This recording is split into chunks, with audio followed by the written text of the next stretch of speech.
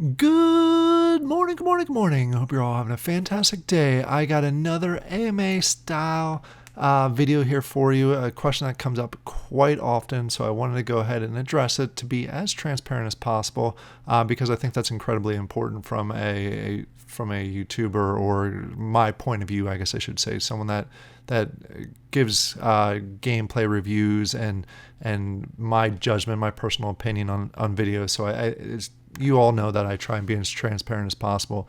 I do on a monthly basis show you exactly what I'm focused on. You all know my wallet information, so you can go ahead and check out exactly what NFTs I own.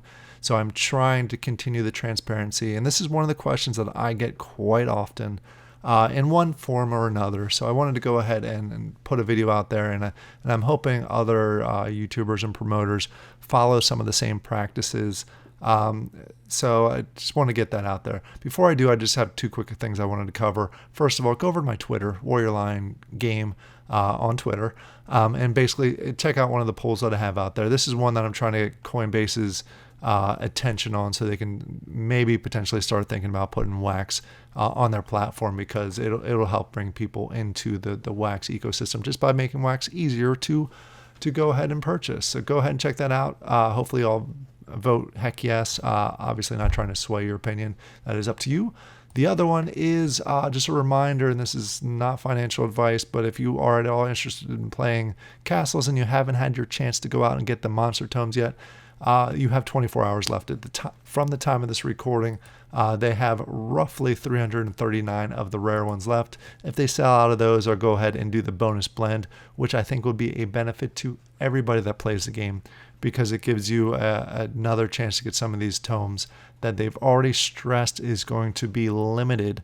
Basically, they're putting less out there than that are actually needed. So this will give us more of a chance to get more tomes out there. So go out there. If you're at all interested, grab your rare before they sell out, or the timer ends. Again, 24 hours from the time they're recording. All right, now that that's out of the way, let's go ahead and jump into the AMA session. So I'm going to go ahead and jump in here to Immersus and do what we normally do when we do these AMA talk-through sessions. I'm going to go ahead and play. Feel free to play along with me in Immersus, of course. It is, if you're not familiar with Immersus, it is a gathering 3D style game. It's actually one of the better, if not the best, 3D game that's on the market at the moment. There are some other ones that are coming out here shortly, so we won't talk about those right now. But jumping into the question that I often get. So because I play a lot of games and do a lot of reviews and talk about some things, and obviously do some promotions as part of just my overall channel and overall stream, I often get in some form or another the question about, do I keep playing the games? Am I still playing them now? Why do I talk about projects on my channel and then I'm not playing them anymore? There's a lot of different reasons for that, but the main reason for it is the fact that I'm a gamer just like y'all. My goal is to go out there and twofold. First of all, and higher priority is find games that I enjoy to play. So I go out there and I try and play as many games as possible, and I just that's what I want to do. I want to find a game that I enjoy to play. So I just happen to be bringing you all along when I'm going through the process of trying new games. A lot of people, what they'll do is they'll try games in the privacy of their own home, not sharing their opinions on it, and I just happen to be bringing you along there. To be fully transparent, there's probably, I review and I take a look at maybe 50 games a month. I record some, I don't record others, but I at least take a look at probably about 50 different games a month. Sometimes they're to see how they've updated. Sometimes it is to go ahead and do a video because it's brand new. But out of those 50 that I take a look at every single month, I maybe play 2. I maybe continue to play 2. And in order to get a good view on it, I sometimes have access to the test net. Sometimes I have to go ahead and purchase NFTs. We just saw that with the video I did earlier this week with Pixel nostalgia. I think I'm saying that right. I'm trying to say that from my memory. And other times, the videos are sponsored from the actual projects themselves. Like you'll see some coming out here shortly. But either way, I try the games out, and if I like them, I'll continue to make videos on them. For example, Castles. For example, Farming Tales. Immersus is a perfect one. I initially got the NFTs from the Immersus folks. I ended up going and buying a whole bunch more. In fact, a lot of the ones that I'm using now, I went out and purchased because I enjoyed the game so much. So there are a lot of games that I do not play after I do review, and I try during those reviews to be as transparent as possible, letting you know if it's a game that I enjoy, or if it's a game that I don't see myself playing. And the reason I don't see myself playing a lot of games, it could be a number of different reasons. I've reviewed a number of games recently that I actually think are pretty good games, but they just don't fit into what I enjoy playing. For example, the Cosmos 11. Cosmos 11, I think, is a good game, and I think has a solid future. The reason I brought to you 2 videos regarding that now. Is it a game that I'm going to probably continue to play in the future? Probably not. I enjoy watching soccer. I enjoy watching my daughter play soccer and my son play soccer, but I'm not a huge go out of my way soccer fan. So a game that's focused around soccer isn't my cup of tea, I guess you could say. But I do think it's a good game, and that's why I continue to try and bring content for that. Another good example is the Forge, the first-person shooter game. I think is an awesome game and has huge potential. I suck at first-person shooter games. I can't even begin to describe how bad I am at first-person shooter games. So because I'm not very good at it, I don't necessarily enjoy playing them.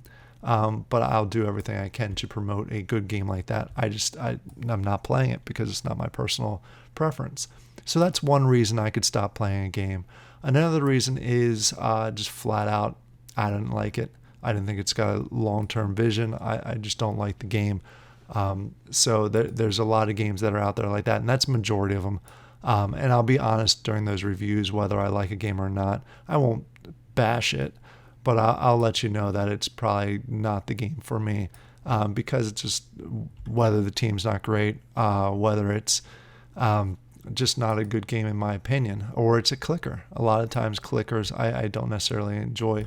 Clickers that have a long-term vision and are implementing other items into it that are unique, that is something completely different. And sometimes I will go ahead and give my recommendation on clickers like that.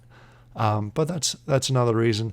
One of the reasons, and probably a good reason, is there's very few chances or very few times where I'm actually playing a game that I enjoy, and I find 2-3 games a week within a week time frame that I really enjoy playing, that I think have some great vision.